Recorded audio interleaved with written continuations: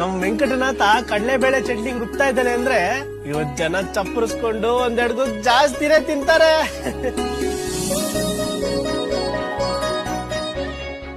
ಆಹಾ, ಚಟ್ನಿ ಎಷ್ಟು ಚೆನ್ನಾಗಿದೆ. ವೆಂಕಟನಾಥ ಮಾಡಿದ್ದು.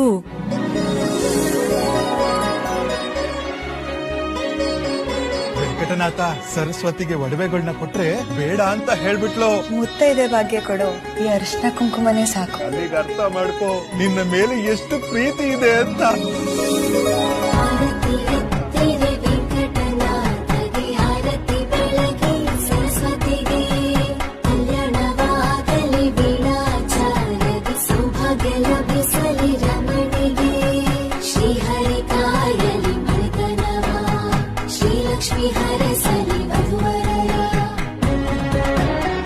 ನೀವು ಮಾಡಿದ ಕಡಲೆಬೇಳೆ ಚಟ್ನಿ ತುಂಬಾನೇ ಚೆನ್ನಾಗಿತ್ತು.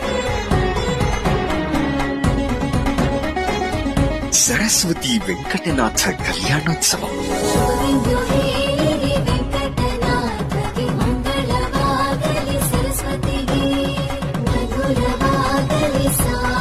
ಶ್ರೀ ರಾಘವೇಂದ್ರ ಮಹಾ